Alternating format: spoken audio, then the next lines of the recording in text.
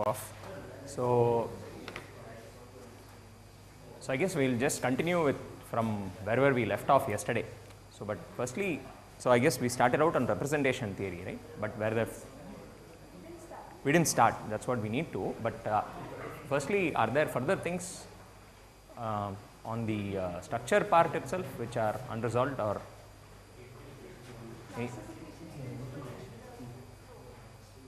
okay, there's this thing about classification. Okay, what were the other things?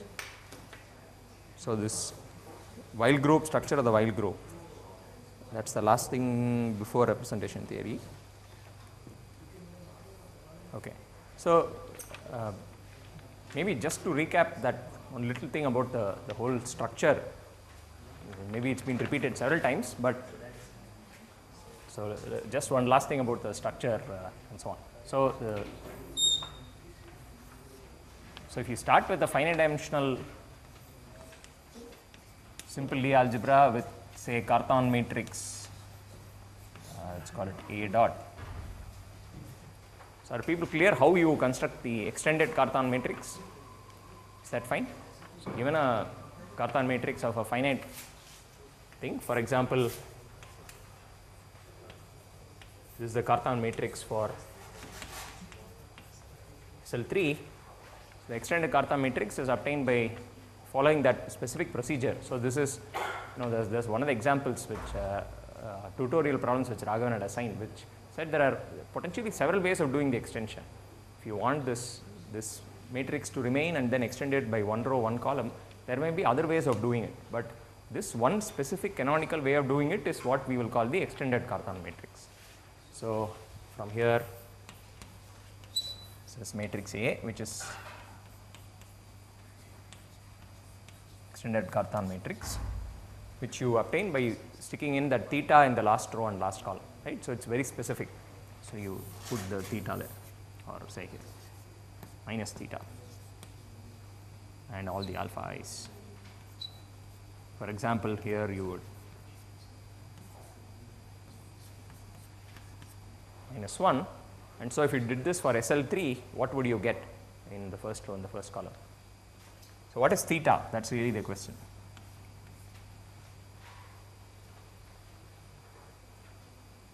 Right. SL3 is just the A2 root system. So we actually know how it looks. There's alpha 1, simple root alpha 2, and the highest root is, of course, this guy alpha 1 plus alpha 2. For example, the sum of the coefficients is maximum. So that must be your theta.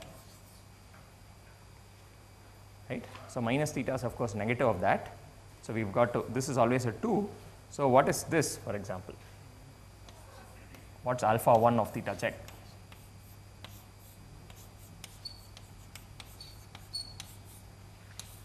Minus, I guess. Minus theta.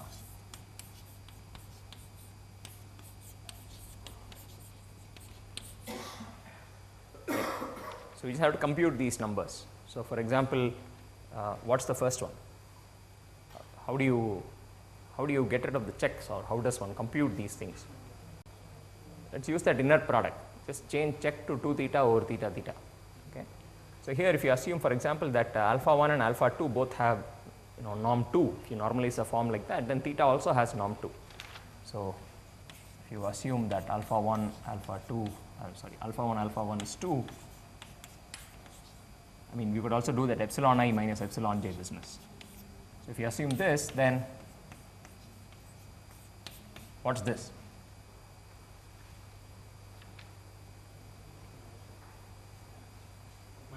Minus 1, right? Because, for example, we did this calculation for these root systems, right? So this is the 120-degree angle between alpha 1 and alpha 2. This is just norm of alpha 1, norm of alpha 2, cos of theta. So it's cos of 2 pi over 3. So it's minus half. This is, of course, 2 by assumption. So that's minus 1, right? So that we know, and so that you can use to calculate. Once you know the inner product between all the alphas, you can use that to calculate each of these numbers. For example, this is minus 2 alpha 1 theta over theta theta. I said theta theta is in fact 2 in this case, and therefore this is minus alpha 1 inner product with alpha 1 plus alpha 2. So what's that? This is 2 minus 1. There's a minus outside, so it's a minus 1. So that's basically how the computation works. So in this case, this is what you will get. Okay, I mean, it's not always true that you just have to stick in minus 1s there. It will depend on what exactly these numbers turn out to be. Various cases, it's various things. Okay, so that's the procedure. You have to do this particular extension, that's called the extended Cartan matrix. And then of course, once you have this Cartan matrix, you have generators and relations. That's the definition of the Kac-Moody algebra that we had yesterday. So on the one hand, you would now take some realization of this matrix A, some H, there are these alpha i's, there are these alpha I checks, these are in H, those are in H star, such that the evaluations turn out to be the entries of the Cartan matrix, all the usual stuff. And then you also choose generators EI's and FI's, where I goes from 1 to n, n cross n. So then you have that whole procedure and you obtain some Lie algebra. So you have the Lie algebra G of A, which is obtained as, as we said, the free Lie algebra on these generators modulo those relations which Upendra had yesterday, 1 plus 2 plus 3, and what you would call the Serre relations or the finiteness relations. Right? So you use this procedure, and what you get is this Lie algebra G of A. Right? Now on the other hand, we said this also has another realization. So the point I want to just sort of clarify once again is what the relation between these two realizations is. So alternatively, I have another description of this, which we call L hat of, this is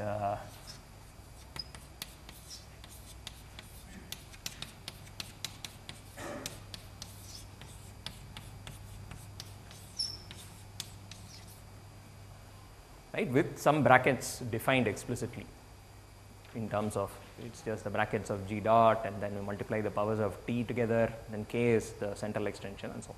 So that's another Lie algebra, right? So now here's the question. We said these are both the same things. There's an isomorphism between this G of A and this L hat of G dot. So the point of this whole thing is to answer the following question. There should be an isomorphism, because we have been claiming this all along, that this is the same as this Lie algebra, right? So to stipulate an isomorphism from a Lie algebra generated, given using generators and relations, you just have to specify what you have to do to the generators, and then you should ensure that the relations are all true, and and finally that it is in fact injective and so on. But let's not worry about all that. The question is, what do these generators go to? That's all we want to worry about. So for example, you want to know what would you do to okay, there's H. Then, so there are several elements in H, right? So, okay, let's for the moment keep it that way. Then there are those EIs and the FIs.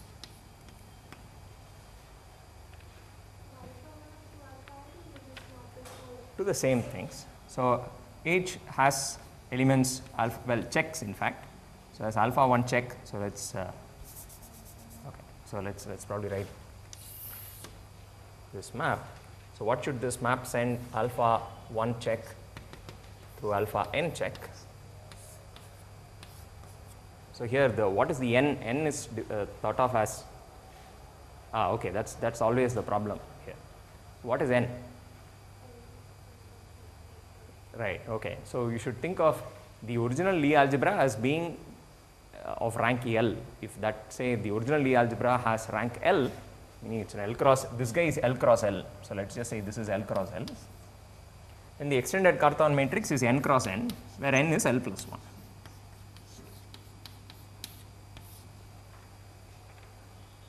Okay, so that's one other thing. And typically here we label, sort of by convention, these simple roots as alpha 0, alpha 1 and alpha 2. Okay, so when you do this extension procedure, instead of labeling from 1 through n, you would say, okay, let's label these as EIs going from 0 through L.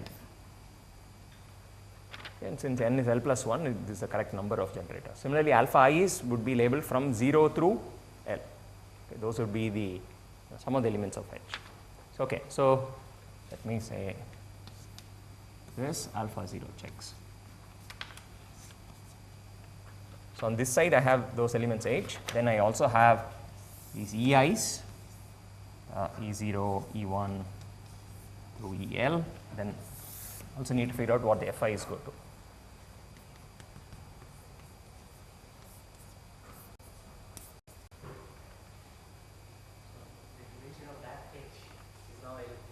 L plus 1. L plus 2. Right. Okay. 2n minus L. Okay, great. So that's another little thing to think about, that this H here by definition was supposed to be 2n minus, it's the same L's again. Okay. It was supposed to be 2 times n minus the rank of that matrix. You are supposed to choose those many elements in H so as to ensure linear independence of these.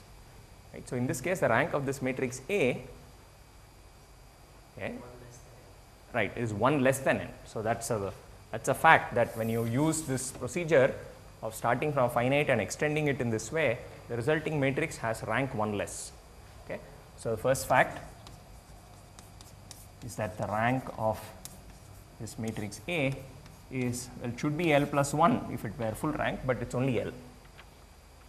Okay. So, this is 1 less than n, therefore. So, we will keep going back and forth.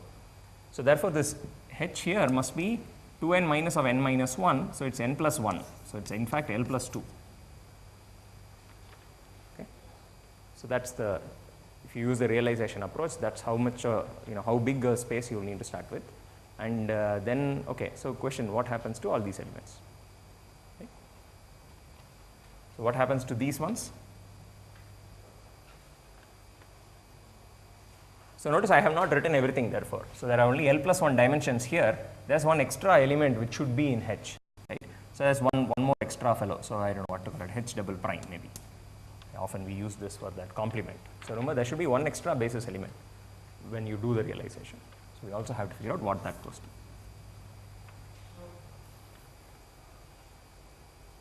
Okay. So, what are these maps? That is all, just want to clarify this once and for all.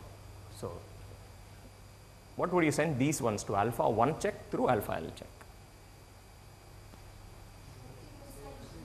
Should be some elements here, right. You look at the corresponding elements in H dot. Right. So, after all you are thinking of these as they lie in H dot. So, you send them to the same elements.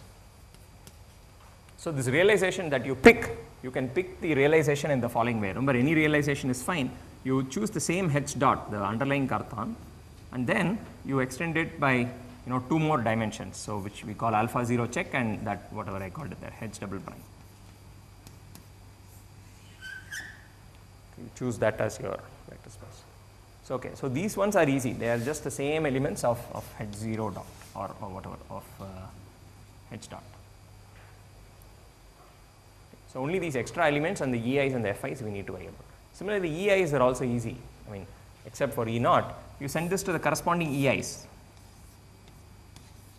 because the finite dimensional E algebra has those same EIs, and here you send them to the same FIs. So, this part is all straightforward. Okay. So, here when I say E1, I mean of course E1 tensor 1, right. Remember, I want them to lie in this Lie algebra. So, it is E1 tensor 1, you send it to that element. And similarly, F1 goes to F1 tensor 1, these also go to this tensor 1.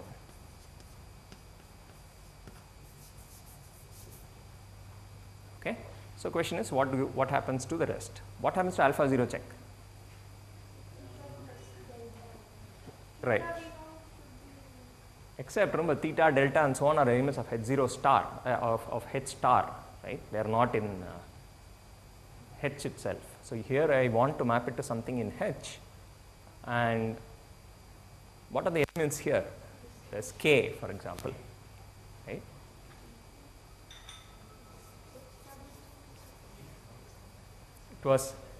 It's sort of like that delta minus theta, except you sort of use the K is sort of the thing which is like the delta. So it was, remember Raghavan did this calculation, it's, alpha 0 check, you should take as k minus theta check. And this extra element h double prime, when you do this realization bit, you realize that this actually should be there, you need an extra element. And of course, when you did it this way, that's the reason why the d was thrown in. You need that extra element to match up with the definition of the Kac-Moody algebra. So, if you were only doing it this way, that d is very, very artificial, right? You suddenly threw in, maybe even so is k, but d all the more so. But the reason why you need to do it is because the realization demands one extra dimension, and that's what the d corresponds to. Okay, this is fine. Now, what happens to these elements?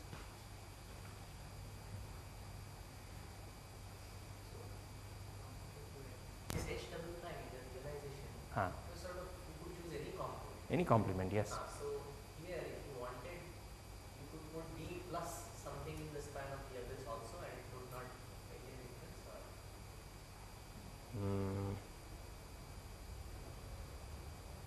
If you want to put instead of d, no, okay. So the point is this: you also want to figure out what. See that realization, right? The fact that it's a realization means that you also need to know how the alpha i's act on that element, right? So you would have to put it, map it to something which has that correct value of the alpha I on it. So let us see. So maybe even that h double prime, by saying that it's chosen as some extra element, is not quite right. So my question, the question here is, what is the value of the alpha i's on h double prime? How am I choosing those? Now I'm confused, because it seems that for that we need to, this n by n matrix also we need to extend that further, right? To make it in a symmetric fashion.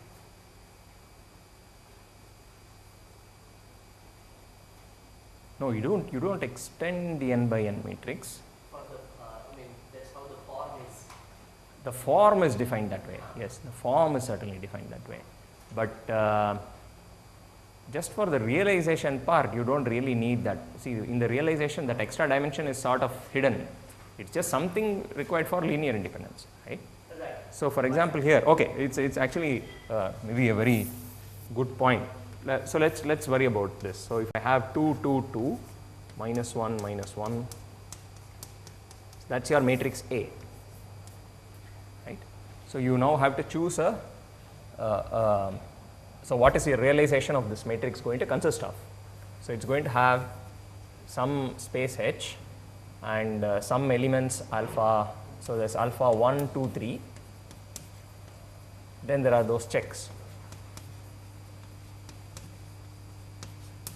So realization is just this much data, right? But such that these alpha i's are linear. So such that what are the properties? Alpha I evaluated at alpha j check, maybe the other way around. Alpha j evaluated at alpha I check should be this matrix entry Aij, and linear independence. And alpha j is linearly independent. Alpha j checks linearly independent, right? That's what you need. Okay, so question is, let's try and produce such elements. So I mean, you can always pick them arbitrarily. So let's imagine that in your space H, so this is the space H. Well, firstly, what's the dimension of the space H? This matrix has size 3, but rank 1 less, right? So sort of the co-rank is 1, and you need to add that many more dimensions. So H should be 4-dimensional. That's 2n minus the rank. Right?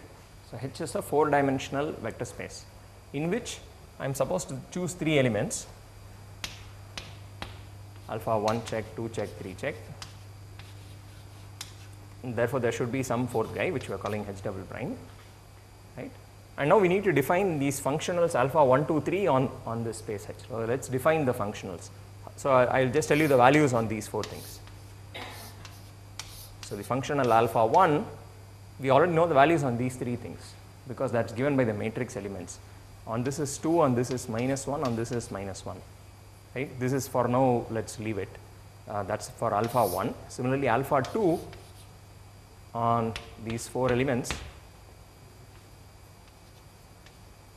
the same 4 elements. So this now, this is 2, that's minus 1 minus 1, leave this as question mark, right.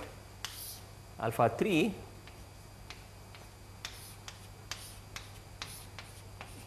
this much is fixed and this again is question mark. Fine. So, I have just written out a basis for H and I am now trying to define my functionals by giving arbitrary values on those basis elements such that it satisfies the required condition. Right. So, you sort of have to pick these three things in such a way that the alpha i's are linearly independent, that is all you need to do, right. So, sort of the canonical choice often you put identity. So, you make one of them 1, the rest 0.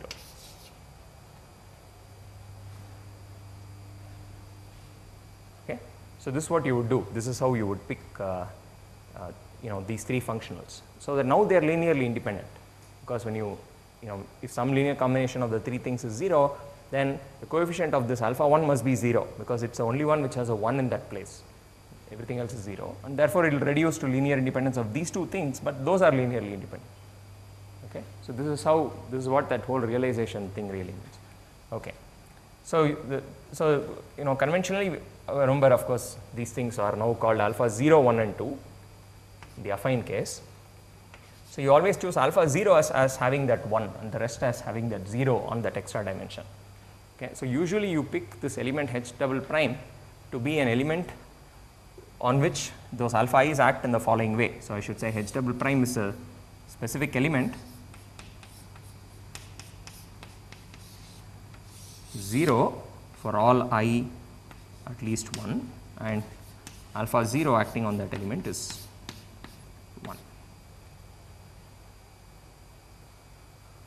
But see, that will ensure linear independence of, we need both, right, the alpha and alpha checks. No, alpha checks you deem them to be linearly independent. Let us assume that we have. That is the basis. So, now I construct a vector space with this basis. So, then my problem reduces to ensuring these fellows are linearly independent.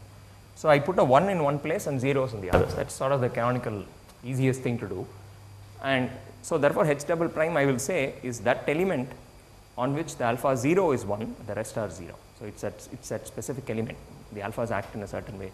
If you do that, then you should send it to D, because D is the only one. So, if you see what is alpha 0 on D, alpha 0 is defined like what is it, delta minus theta, right. So, if you evaluate it on D, the definition theta D is 0. So, this is just going to give you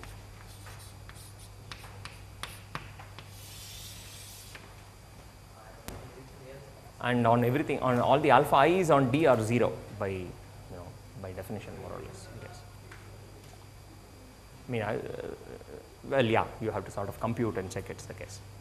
So, anyway, so the Fi's and the Ei's for I greater than or equal to 1 are just going to the obvious ones, but it is only this extra E0 and F0 that you need to worry about to see what happens. And so, this E0, so this is again something that Raghavan did, right. You have to look at what you would call F theta, I guess so did Punitha, in fact. So, this is the one which has a power of t in it. Okay. Okay, what is F theta? Remember, we are now talking about a finite dimensional Lie algebra, it's got root spaces. So, you pick an element in the negative theta root space. So, what is F theta? It is an element of the finite dimensional Lie algebra, the minus theta root space of that, right.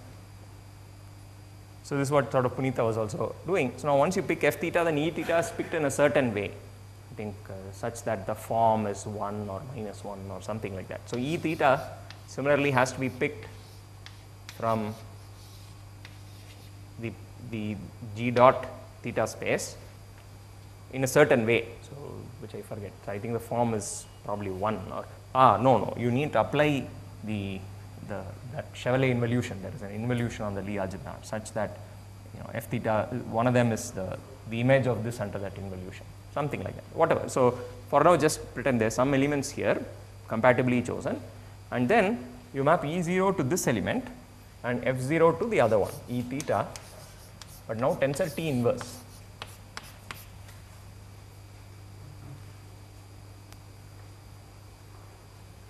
Okay. So that's how these two descriptions match up. These extra generators, mainly the E's and the F's, right? They go to these specific elements of this loop algebra of L hat G dot, and these extra alpha 0 checks and H double primes, one of them is the D and the other is this specific thing K minus theta check. Okay, this is fine. Okay.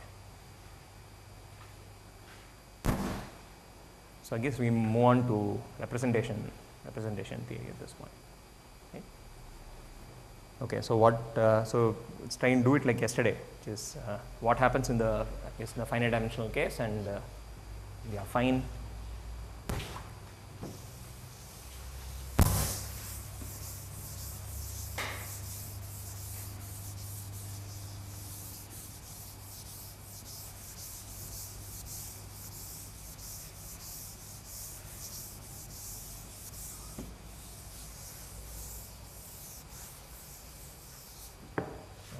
I guess representations.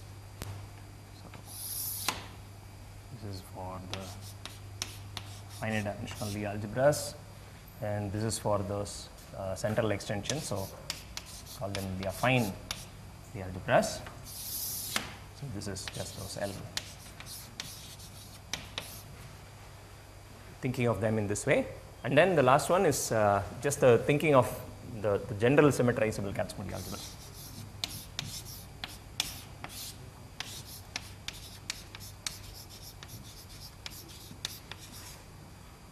Generalized Cartan matrix. Right? The same three things as yesterday.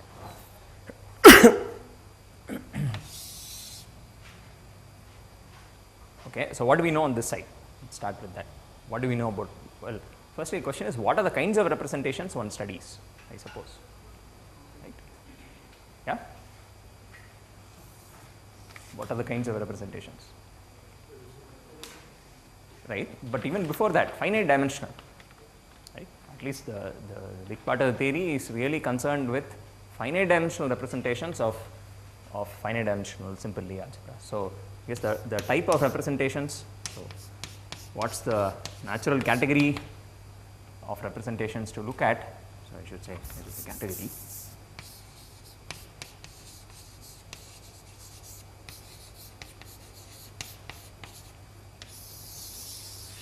So, here it is the finite dimensional ones. Right? Now, what happens in the rest? So, I suppose if we do it for GA, then this kind of subsumed under that. Right? So, what are the okay. So, there are sort of two things that one needs to look at. There are two categories, and their intersection, the objects in their intersection seem to be somehow the interesting ones.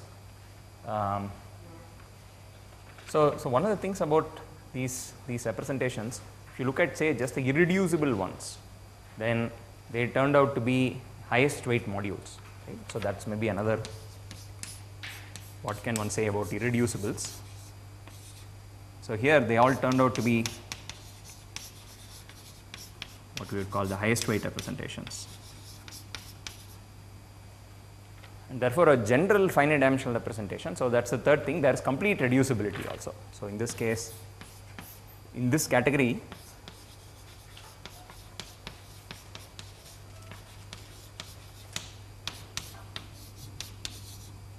we also have complete reducibility. Right? So, now, so what does it mean? Any finite dimensional representation of G would therefore be a direct sum of irreducibles, and irreducibles are all highest weight.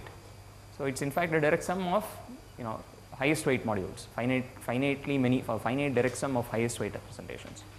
So, that is sort of what this category O is modeled on. So, here the category of representations one looks at is what you will call category O, which roughly speaking is highest weight representations, those in which the weights which appear are all bounded above in some way, right? And formally, the formal definition you have seen, right? It should lie, the weights which appear should all be there exist finitely many lambdas such that all these weights are less than or equal to one of those lambdas. Right? So, in some sense you can think of this as sort of like highest weight representations or something like finite sums of highest weight representations and so on, though that is not strictly correct. And then there is this other thing called integrability.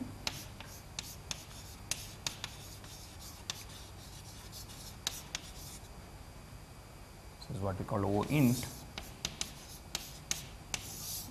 modules which are both in category O and are integrable. So, that is the natural category in which all this action takes place here, I mean for which you have all the interesting results. And integrable just means what?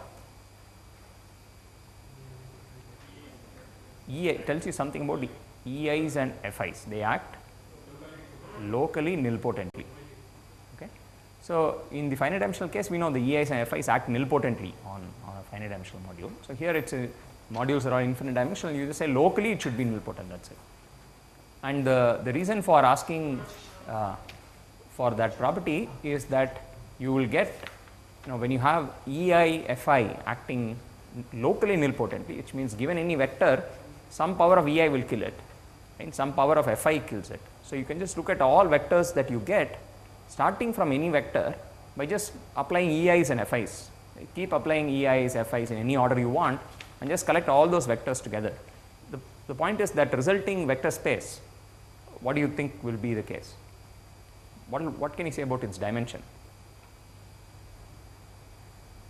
So, look at the vectors consisting of all powers of E and all powers of F.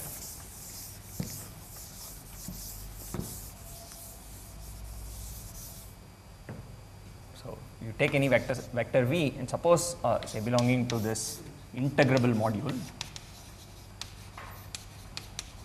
and you just hit it with E's and F's. So, remember the E, F, they together with alpha I check, they form a copy of SL2. Right? This is the reason why this business is sort of very important. So, this, let us call this some Lie algebra SI, which is isomorphic to SL2. So, then the question I am sort of asking is, if you take this vector space V and you just compute this universal enveloping algebra of SI acting on V. Okay. Just a fancy way of saying take V and just keep hitting it with all E's, F's in all possible orders and just see what the final answer looks like. Right. So, what will be the dimension of this space? Finite because of local nilpotence. Some power of E's will kill it. Right. And you can sort of use this Poincare-Birkhoff width, for example, to see this. Right. You can write all elements here in first put E's, then H's and then F's, and every E will kill, some power of E will kill that vector, and then for every resulting, so they will get finitely many vectors obtained by purely acting by E's, and then for every one of them some powers of F's will kill them. So, you collect them all together, they are only finitely. So, in some sense it just says that inside this module V, right, there is this category O module. So, I am just thinking of it as, well, okay, let us say this is your module V. If you take any vector V, there is some neighborhood of that vector. By neighborhood I mean, there is a finite dimensional subspace of V containing this vector. So, this finite dimensional subspace, let us call it WV, right, which is SL2 invariant, on which SL2 acts. So, which means that for every vector there is some local SL2 module, locally around it there is a finite dimensional SL2 module sitting to which this vector belongs, right, which means you can use all your SL2 theory on that module, just forget about the big module, just focus on that small bit. And that is in fact, that is the reason why you, for example, only look at generalized Cartan matrices, because they are the ones for which you have an SL2 because of that 2's along the diagonal and so on. Okay. So, this is the point of integrability. You have a finite dimensional SL2 module around every vector in some sense, and so SL2 theory applies. Right. So, that is integrable. So, we study O int. What do we say about irreducible representations? Correct. Yes, you are right. So, that's part of the definition of category O. Correct. So, like we saw yesterday, the intrinsic notions of semi-simplicity or nilpotence of an element we do not really have. there's no abstract Jordan decomposition, preservation of Jordan decomposition, and so on.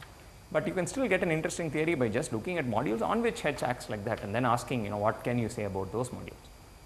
So, Maybe you should tell at this point what you discovered, that there is still the conjugacy and isomorphism. right, there is still something along the lines of, you know, the conjugacy theorems, which is, so firstly, well, I guess you can define something like a Cartan subalgebra or a toral subalgebra. In a finite dimensional case, a toral subalgebra would be something in which all its elements are intrinsically semi-simple. Right? They are the semi-simple elements. But semi-simplicity there can be tested by choosing any representation and seeing whether that element acts semi-simply on that. Right? But in the case of this infinite dimensions, you only test it on the adjoint representation. And if it is semi-simple there, you sort of think of it as a semi-simple. So it's what you would call the add semi-simple elements. And so you can look for a maximal subalgebra consisting of add semi-simple elements. And that would be some kind of replacement for a total subalgebra. And so there are sort of a theorem of, I think, Katz and Peterson, which says that all maximal adds, you know, add total subalgebras are in fact conjugate under some suitable group, sort of like these inner automorphisms. Okay, so irreducible representations in category O int are still highest weight representations. In fact, this is true even in category O. You don't even need to demand integrability. So this is still highest weight.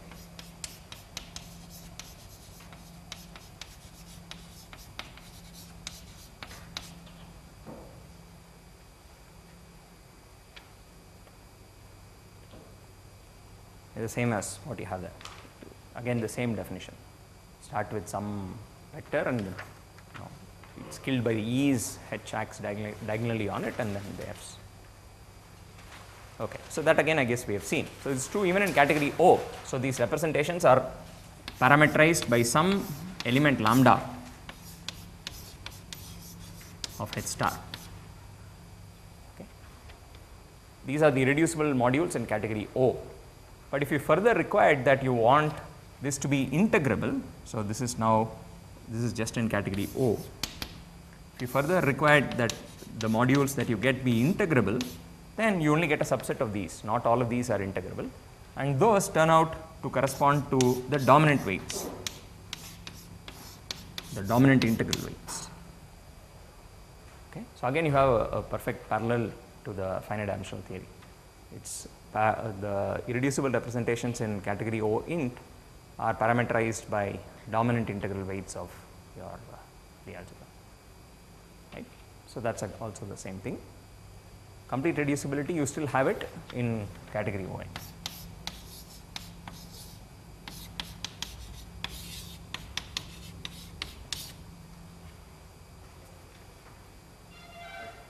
Definitely not as in the finite. In fact, in category O you don't have it there, but in fact you don't have it in the finite dimensional situation either. So you can define category O even in finite dimensional case.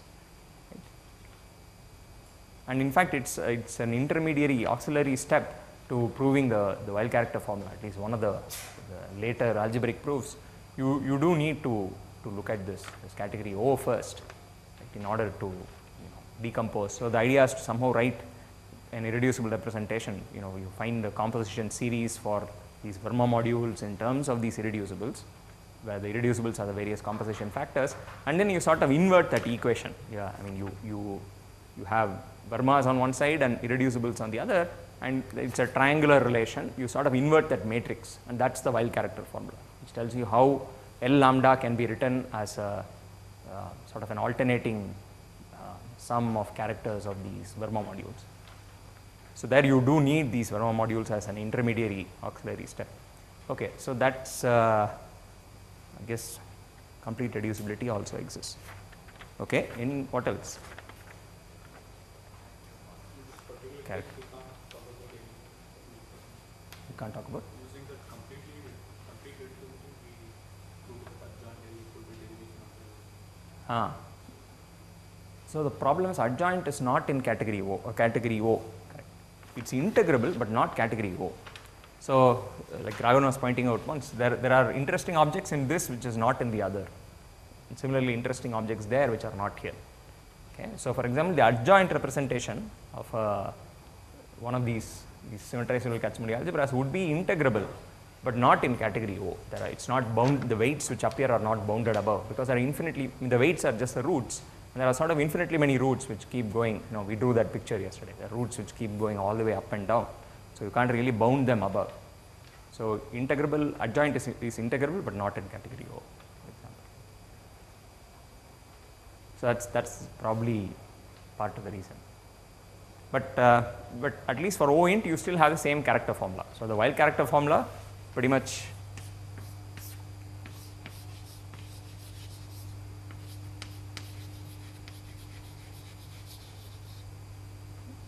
carries through without any,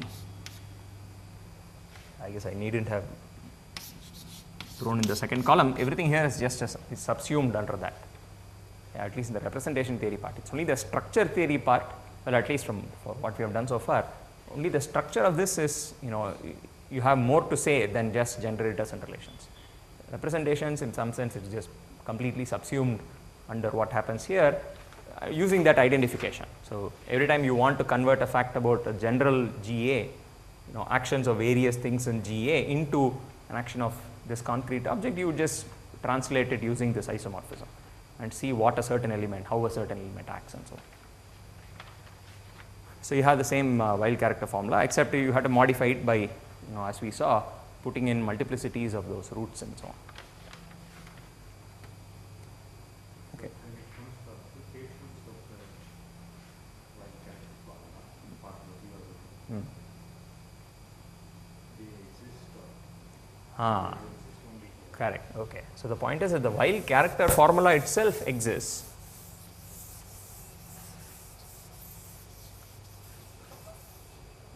In the case of a general symmetrizable Kac-Moody algebra, but let us just say the Weil character formula, while it exists, in general is only useful here.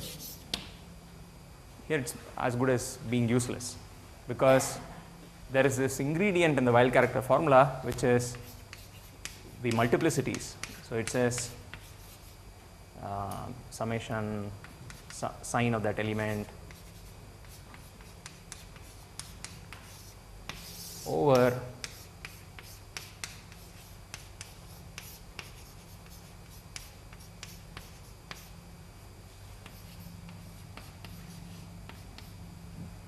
that's what the Weil character formula was, right? But you see, it contains some important structural information about the, to actually compute with it or apply it, you need these structural data. You need to know the multiplicities of all the root spaces. You need to know something about how the Weil group acts. Now, it turns out the Weil group action is okay, there is no problem. The Weil group, as we saw yesterday, exists given by almost the same prescription. Those same reflections and so on generated by those. The Weil group itself is okay. It's not, as things go, it's reasonably okay. Here it's even nicer, because the Weil group is also just that semi-direct product. There it's only given as some abstract Coxeter group, but let's say you can somehow work with it. Okay, you can make do. But this is sort of the killer. You can't compute. So the multiplicities of the various roots. Of course, remember we said yesterday, all the real roots have multiplicity 1. That's okay. It's only the imaginary roots that are a problem. In the affine case, you know what the multiplicities of all the imaginary roots are, because we saw it was just the rank L of the underlying Cartan matrix and Cartan subalgebra and so on. But for anything beyond the affines, the multiplicities of all the imaginary roots are not known, as of today, even in a single example. So it's an intractable problem to some extent. So you can't really figure these out explicitly, except for the affines. So here it's as good as being useless, because you know that such a formula exists, but you don't really know one ingredient required to compute with the formula. Okay, so that's the reason why the affines are really good. Not only do you know the multiplicities, this also, the Weil group, the left hand side is also nicely behaved, the full structure is known beyond its presentation as just an abstract Coxeter group. It's not just generators and relations, you know something far more about the group, and multiplicities are also known. So that's the reason why this is useful here and rather useless there. Is it only our lack of knowledge, or is it known meaning to say, can one compute the multiplicities? No. No, if you computed the multiplicities, it's certainly a very useful formula. I mean, if you could. That we don't know as the moment, or is there a theorem which says the complete multiplicities cannot be computed? No, they It's grow. intractable. They grow exponentially, for example, and in fact, in Katz's book, in chapter 11 at the very end, he gives some computer data. So these things can be computed recursively, sort of starting with some smallest roots and going up. Firstly, there are infinitely many of them, and their multiplicities grow rather fast. So this will be sort of exponential in the height of alpha, for instance. And Katz, for example, in his book gives a table of values, and if you sort of look at them, it's more or less garbage, in the sense that suddenly it will be 1, 4, 5, 7, 9, 6, and so on. The next root will be something even wilder. So I mean, I think the corresponding objects, you have this classification, right? There are several objects which you can build out of generalized Cartan matrices, right? So often like algebras and so on. I don't know enough about this. This whole Ringel and whatever, they do some stuff with all this. So anything which comes from this is called wild type. So there are these words tame, wild, and so these are what they call wild. These ones are called tame. These are of course finite.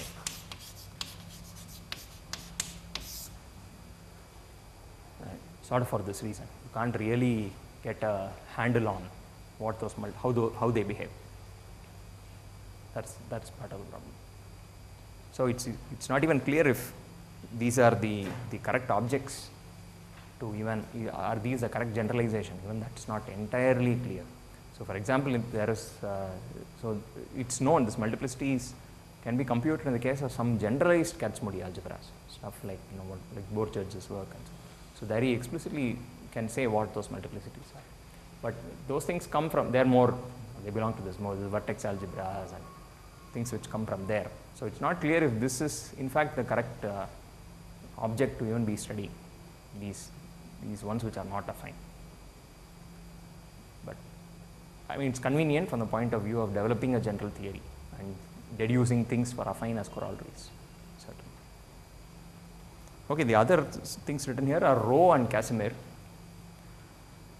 So I think at least about Rho, I kind of made some noises about it yesterday. So Rho, in the finite dimensional case, that vector, so it's important for all these things to work, for there to be a vector whose value on all the simple roots is 1, simple co-roots is 1, rho of alpha I check is 1. That's all you need in order to do any of these calculations. Like I said, W rho minus rho is what appears. And sort of more or less by definition, the alpha I checks are all linearly independent elements, so you certainly can find a rho like that. Okay. And that's part of the reason why this whole realization, throwing in some extra dimensions, all that is, it's a convenient device. Once you have all that, you can, existence of rho comes for free, more or less. In the finite dimensional case, rho is also given as the half sum of the positive roots. But that's not too crucial in some sense. And even in the finite dimensional case, there are several examples where, especially when you have, say, one D algebra sitting inside another, and you want to do computations with wild character formula, you will use the rho of the ambient algebra. But when you apply W rho minus rho, where W is in the wild group of the subalgebra, you can still pretend that this rho is now actually the rho of the finite dimensional D algebra, because the W rho minus rho only detects that rho of alpha I check is 1 for all the alpha I checks corresponding to the subalgebra and so on. So there again, in the finite dimensional case, there are several situations, and we saw one more yesterday. You take SLN, the n root system, it's convenient to use some rho which is given nicely. So you only need the values are 1, that's it. And in fact, this is again similarly, in a further generalization, again for these things called generalized Kac-Moody algebras, you can find such vectors starting from some lattices and so on.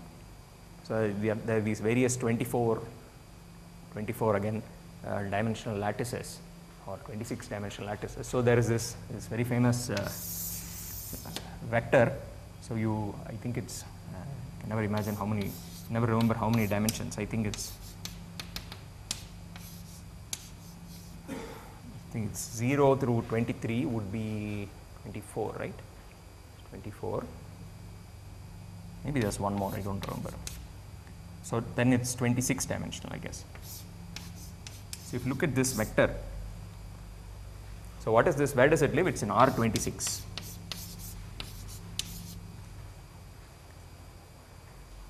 So first 25 components are just this arithmetic progression, and the last number is 70. Okay. Now, if you take this, so this turns out to be a while vector, something like rho in some constructions of algebras which come from some 26 dimensional lattice and so on. And I think the key point is if you compute the norm of this vector using the Lorentzian norm, where the Lorentzian form, which means you take all these first 25 basis vectors to be mutually orthonormal of norm 1, and the last basis vector to have norm minus 1. Okay, so if you compute this norm of V using this Lorentzian thing, you will get this 0 square plus 1 square. So the first 25 vectors are just this, and then the last vector is a negative. Okay, so it's that, and if I ended up getting my equation correct, then this is actually 0. So what's the sum of the squares of the first 24 numbers? N into n plus 1, 2n plus 1 over 6, right? 24, 25, 2n plus 1, 49.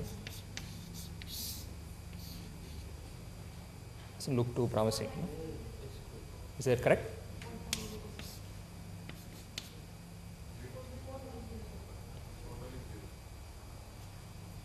No, not bad. So it turns out that this sort of miraculous identity, which I think discovered by Conway, that with sum of the first 24 squares is the square of 70. So this, the reason why 26 is the answer to all the mysteries of the universe. All kinds of strange things happen there. So this is a while vector. So again, what does this mean? There is some 26 dimensional lattice, and there is a notion of roots, simple roots, such that when you take this vector and take its inner product with respect to this Lorentzian metric, okay, with those simple roots, you will get 1 for all the simple roots. And so then that's the thing which enters into some suitable generalization of the Weil character formula, and where, however, the multiplicities end up being known. Okay. So anyway, I think this is just to say that there are further generalizations of this theory in which there are examples for which you can compute the multiplicities explicitly, and they turn out to be somehow the important objects related to monster simple group and all kinds of other things. Okay, and I guess the last thing is Casimir, which Raghavan talked about. The key thing here is that you change the definition a little bit. You have to modify the definition of the Casimir operator. I guess recast it in a slightly different way by making all the e's appear before the f's. So there is this. That's the main. That's pretty much the key thing, right? No, I guess I should space there. Yes.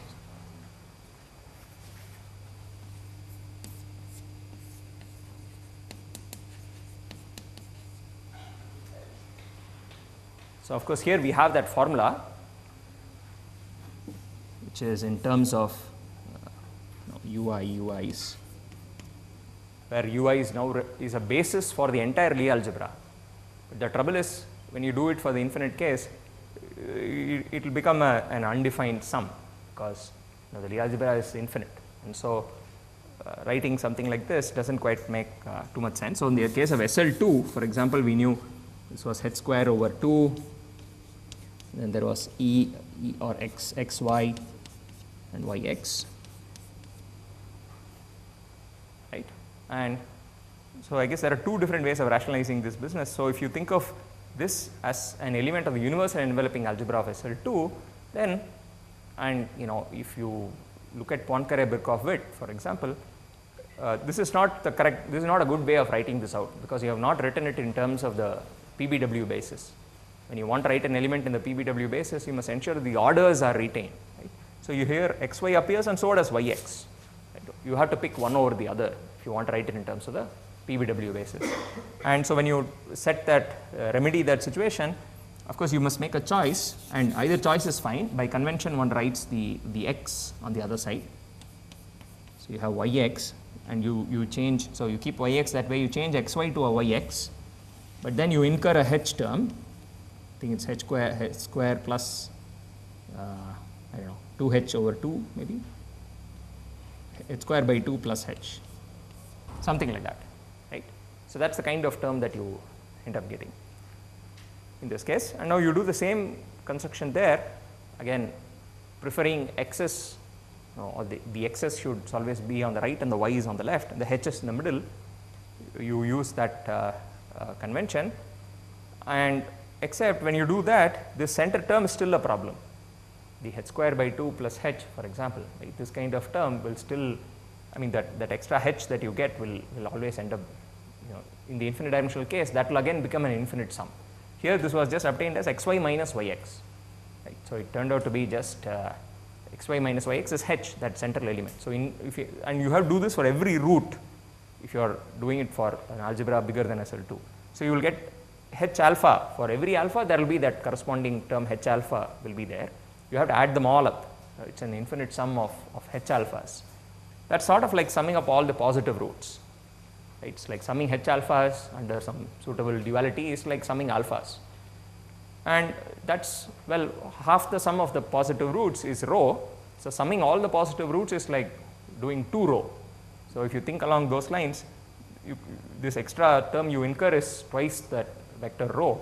And in the case of this finite dimensional thing, all you do is just, instead of using the definition of rho as a sum of all the positive roots, which doesn't make sense, there exists a vector which has inner product 1, I mean, which evaluates to 1 on the simple root. So use that vector rho. That's how you get the Casimir. And like I said, in that funny example I mentioned, you would do the same thing. You would sort of throw in this, that vector rho as this extra term, and then everything works just the same way. Okay, there are no changes to any of the computations. So that's the situation for Casimir. Okay, that's the end of the list, but are there other things?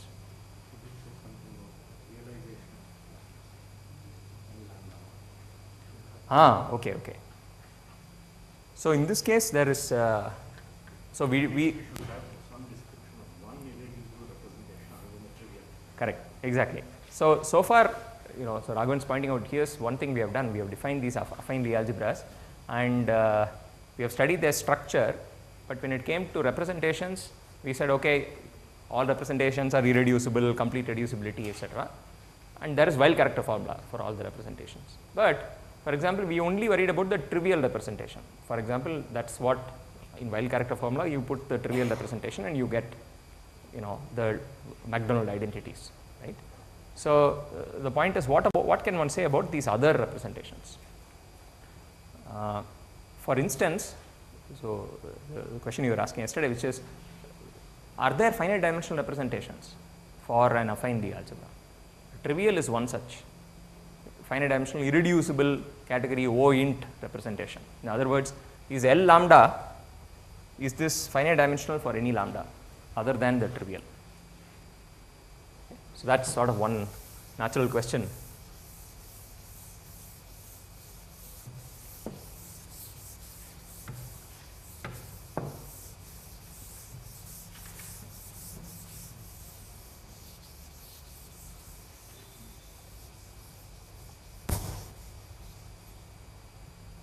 So to study the representations of affines, what one often uses as a methodology is to pick a certain or a few nice subalgebras of that affine.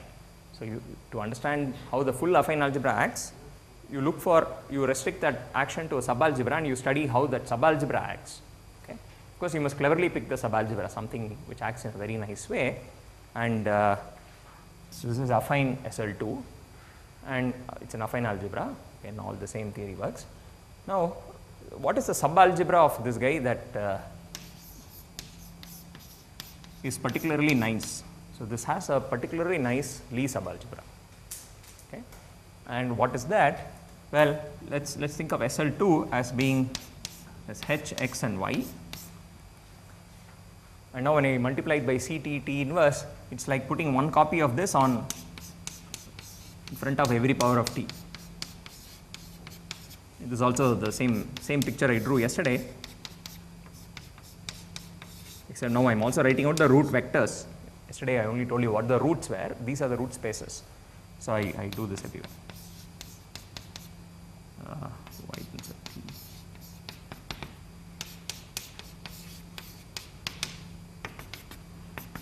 That's you can think of as a picture of just this first part, and then there's a k and the d, of course.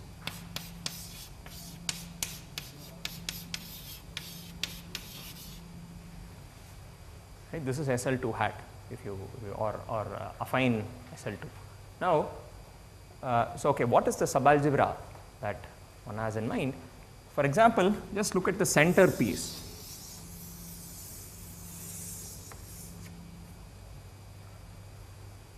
So just look at all things of the form H tensor powers of t. Okay. Claim is that this is a subalgebra. Okay. So let's just check. You have H tensor t to the n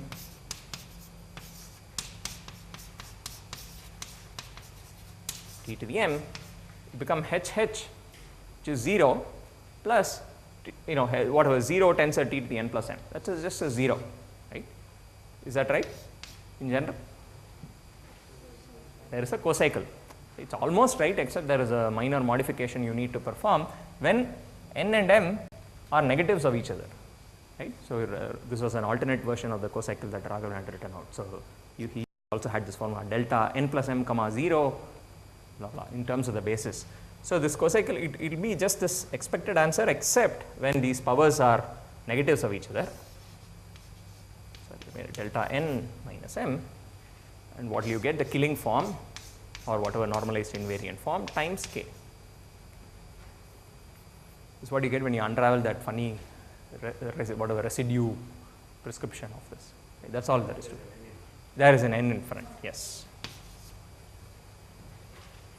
Okay, so that's the formula. This is in fact, yeah, this is the only non-trivial cocycle. I mean, this and multiples of this. There are no other, every what? Yes, she's saying H2 is H2 is one dimensional, correct, exactly. Okay, so this is the formula, and so what does it mean? It says it's almost an abelian Lie algebra, except the things at a certain positive level and the things at the certain negative level, commutator is a multiple of k. So I can't ignore k. Let's take k also, and well, we can also take d. Okay, d is it's not essential, but it's always nice to have this degree derivation in the picture. So you look at the central part, and you also take k and d, and that's a subalgebra, as we have just computed. The answer lies in k. And the d also, of course, d commuting with any of these are all eigenspaces of the action of d. So this is certainly a subalgebra. And this is sort of an interesting subalgebra called the Heisenberg.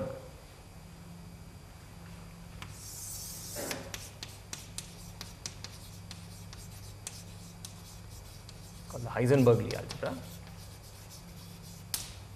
Amri is here, so you can say lots more about it. So this is sort of the thing that you obtain when you, so it's many copies of a certain three-dimensional Lie algebra. So at its sort of baby avatar, it's just 3 elements.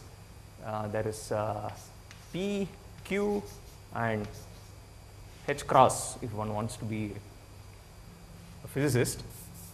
Not particularly looking forward to that. So let's say P, Q, and let's call it K. So there are 3 elements. And it's a Heisenberg subalgebra, sort of the simplest Heisenberg algebra. It's a 3-dimensional Lie algebra in which the only non-zero bracket is PQ is K. So K is central. It says the commutator of P and Q gives you that central element. That's it. All the other brackets are 0. That's a 3-dimensional Heisenberg. And what we have here is just several of those. So for example, H tensor T, H tensor T inverse, and K. According to this formula, they form a 3-dimensional Heisenberg. Similarly, H tensor T square, T to the minus 2, and K, they again form a 3-dimensional Heisenberg, right? So this, you can think of this as sort of, here's one three-dimensional Heisenberg, central element is this, with, okay, here's another one. So they are sort of all pinched at the center. The central element is the same for all of them. So many three-dimensional Heisenbergs, but all sharing a common center.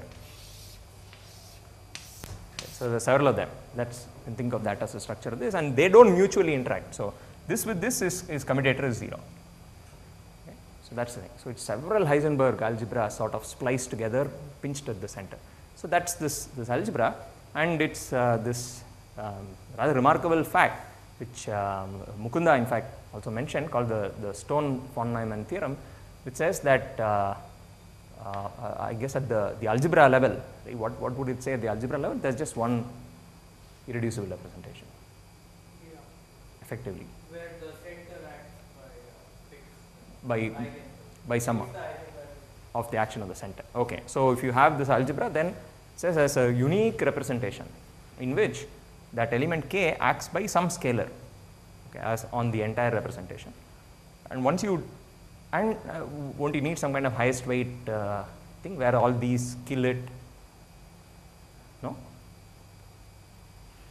So that's not needed as part of the definition, is it?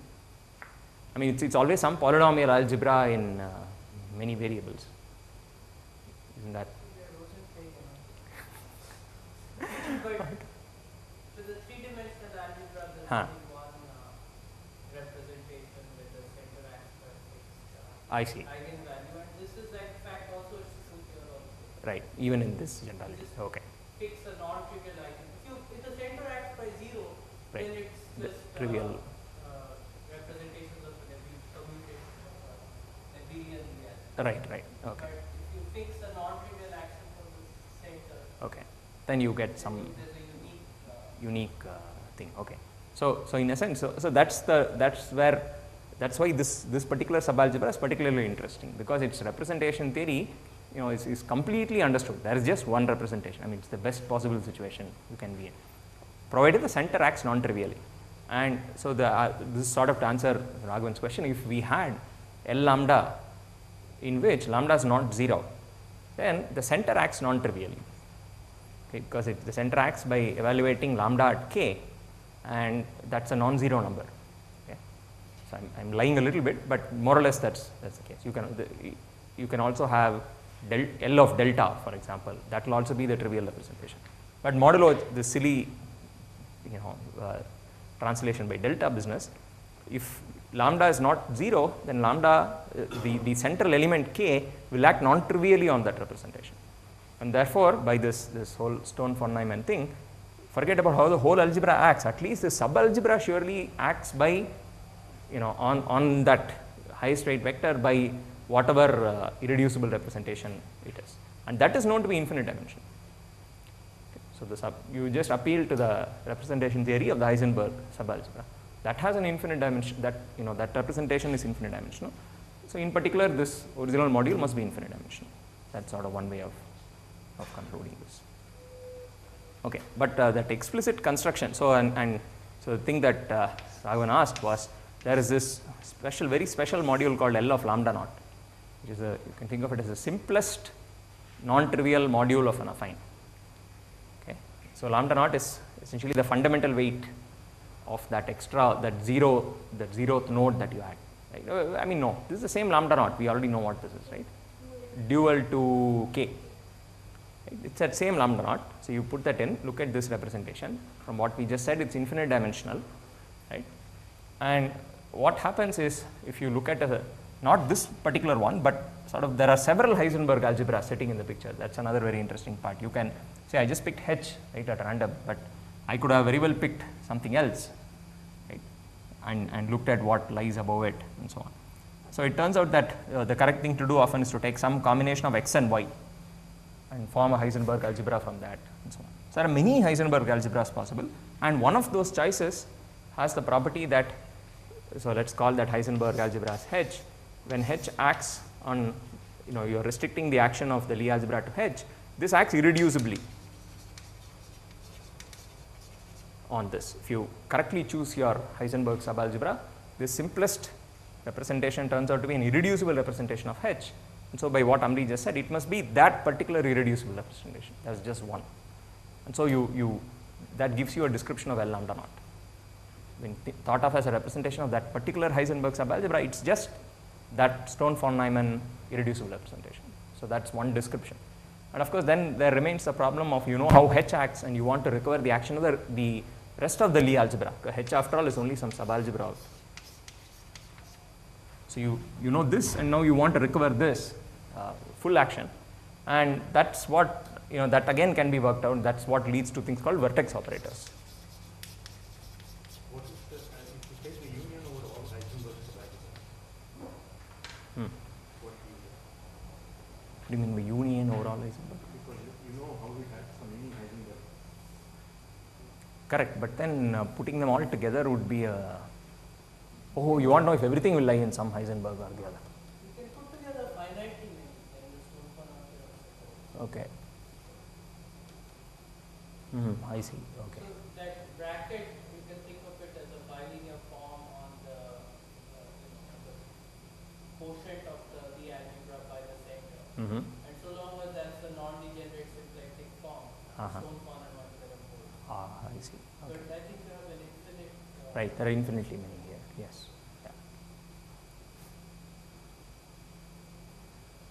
Yeah, I don't know. Okay, we should stop right there.